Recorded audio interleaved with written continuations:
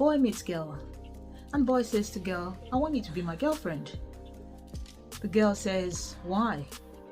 Boy says, I love you. You're the best thing that's ever happened to me. I want to live the rest of my life with you. I want to have kids with you. I want to die with you. There's no one above you. I really want you. That would sound dodgy, right? And why? Why does it sound dodgy? Because boy has only just met girl. He knows nothing about her. He knows nothing about her other than what he's seen on the face value.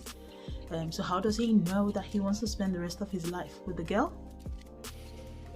Yeah. So if you're a serial dater, online dating, when you see that, what do? You block. You swipe left or right. Well, the other way. So no, that sounds dodgy. So why is this okay when it comes to a job interview? Why do you want to work with us?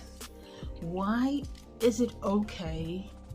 Why do we wait for a candidate? Why do we expect the candidate to lie to us? Because this candidate doesn't know you. They don't even know that they really want to work for you. So we give a script, something of a script like, oh, it's a wonderful company. I like what you do, and I want to grow here. I want to spend my career here, and all of that. But the person doesn't know you. It's exactly the same thing. If it's not okay in a relationship setting, it is not okay in a work setting. The candidate knows the name of the company, maybe seen something on the website. There is no company on earth that goes on their website and say, actually, we're horrible, you hate us. So it's the smiling people, the actors, and all of that. That's what the candidate has seen. It's the nice messages on the website. That's all the candidate knows. So at the time of interviewing, the candidate doesn't know that they want to work with you. And that's the truth.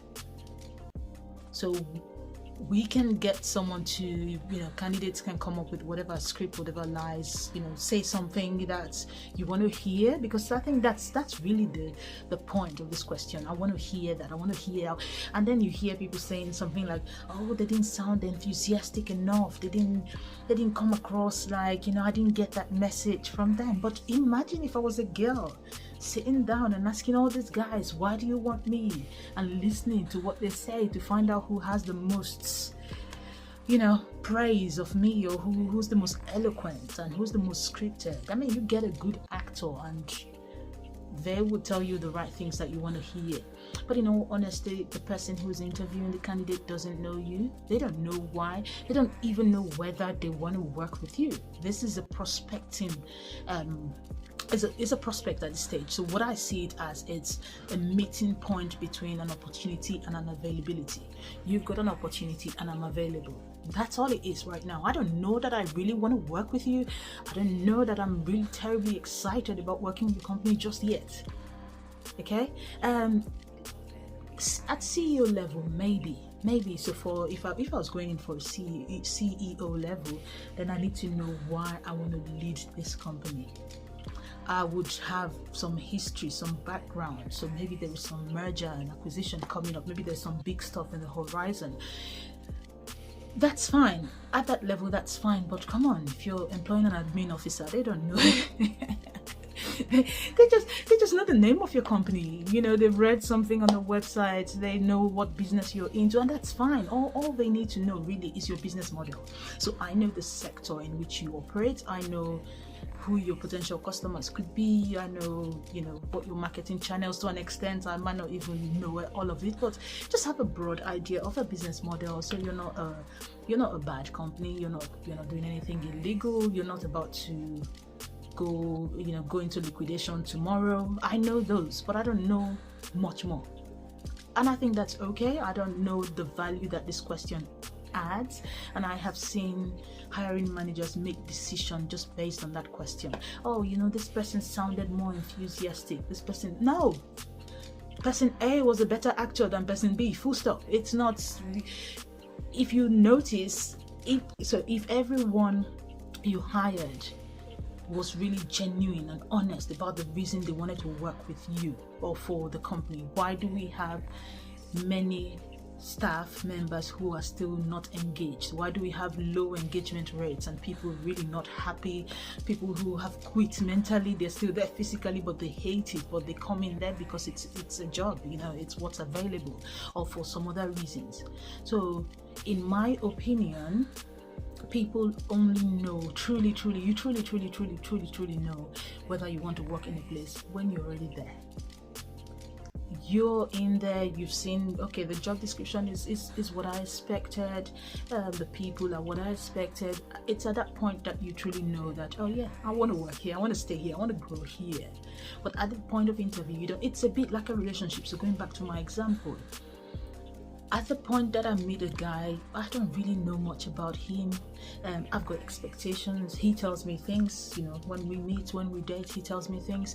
Now, the rest of the time, or for the next, however long, I'm trying to find out if those are true. And at that point, I've committed. I've committed to the process of getting to know this person.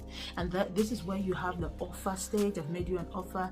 I've accepted your offer. And there's a probation, which is a mutual. It should be mutual. I know that the market does not really. It's an employer's market, right? So, but really, probation periods, I think, are mutual. Just like in a relationship, you've made me a promise.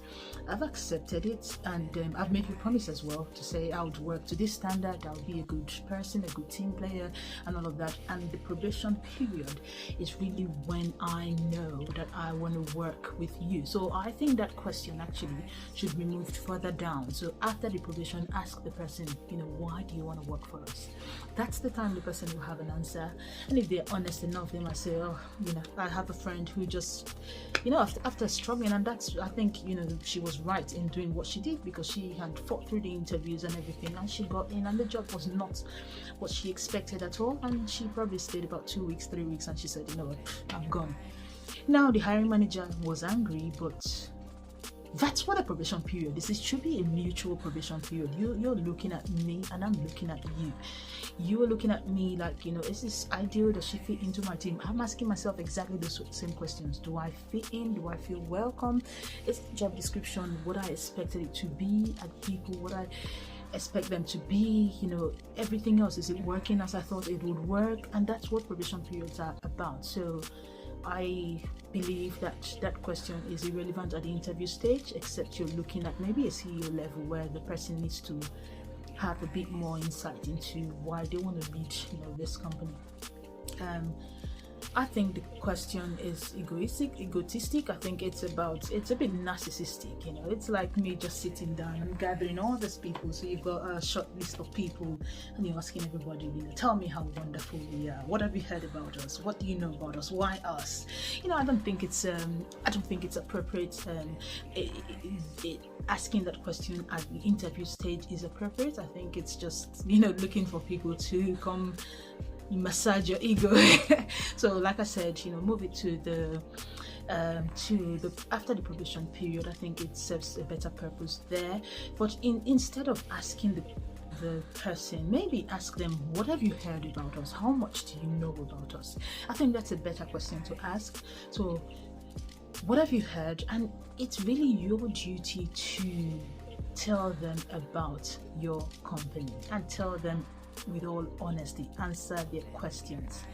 I will cover that separately, but I find that there is a mutual line sometimes that go on. So yes, candidates lie during interviews, but hiring managers lie as well. They tell you things and you have this high expectation, and what happens is when you get in and things are not that way, straight away you start to struggle with, gosh, why am I here? Maybe I passed something else, or I actually left something else for this.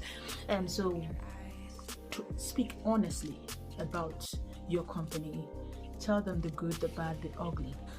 The person needs to have enough information. And this is again going back to the dating scenario, is let me have enough information. There just might be a deal breaker there that you didn't tell me, and I go through the whole process of going through the interview, taking an offer, references, leaving a job that wasn't, that was okay, and then I find that, oh, actually, if I had known that this was going on, I would not have taken the offer. So I think some honesty on the part of the hiring manager is needed. So ask what the person knows, but talk to them honestly about, okay, I think you should know this and that and the other, you know. And lastly, for the person who is interviewing, so for the candidates, I think answer this question honestly. I know it's risky. I won't blame you if you go and, you know, sing all their praises. I wouldn't blame you. But I think it's a question that needs to be answered honestly. So I've answered this recently, and I just said to the person, I said, I told them what I knew about their sector. So I know that you work in this sector.